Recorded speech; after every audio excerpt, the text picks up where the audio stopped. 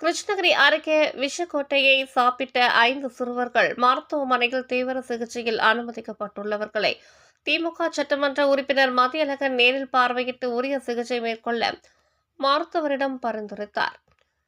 கிருஷ்ணகிரி வெள்ளனக்குப்பம் ஊராட்சிக்கு உட்பட்ட திப்பனப்பள்ளி கிராமம் சிவசக்தி நகர் பகுதியைச் சேர்ந்த அஸ்வின் வயது 5, ஆசுன் வயது 4, ரிஷின் வயது 5, மாலின் வயது 5, தர்ஷன் வயது 5 உள்ளிட்ட 5 சிறுவர்கள் வீட்டின் அருகாமையில் விளையாடிக் கொண்டிருந்தனர்.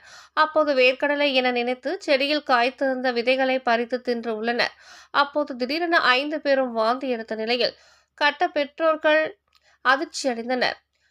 பின்னர் 5 பேரையும் மீட்டு கிருஷ்ணகிரி அரசு தலைமை மருத்துவக் கல்லூரி மருத்துவமனைக்கு கொண்டு சென்றனர். அங்கு மருத்துவர்கள் சிகிச்சை மேற்கொண்டனர். பின்னர் அங்கு இருந்து மேல் சிகிச்சைக்காக கிருஷ்ணகிரியில் உள்ள தனியார் மருத்துவமனைக்கு கொண்டு வரப்பட்டு சிகிச்சை மேற்கொள்ளப்பட்டது.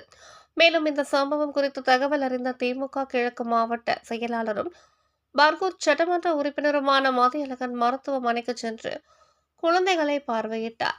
பின்னர் மருத்துவர்களிடம் குழந்தைகளின் நலன் குறித்து கேட்டறிந்தார். அப்போது வேர்க்கடலை என்று நினைத்த விஷக்கோட்டையை சாப்பிட்டு உள்ளனர். தற்போது விஷமுறிவு சிகிச்சை அளிக்கப்பட்டு வருகிறது. இன்னும் சில தினங்களில் பூரண நலம் ஏற்பட்டுவிடும் என்று தெரிவித்தனர். மேலும் குழந்தைகளுக்கு உரிய சிகிச்சைகள் அளிக்குமாறு மருத்துவர்களிடம் சட்டமன்ற உறுப்பினர் வலியுறுத்தினர்.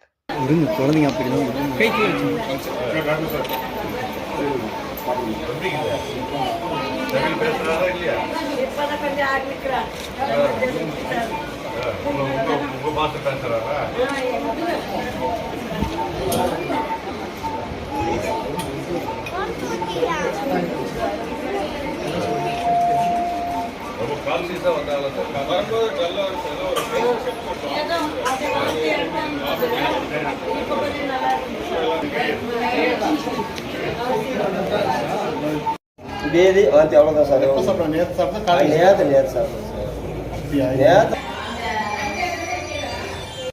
ரெக்கவர் ஆகிட்டாங்க.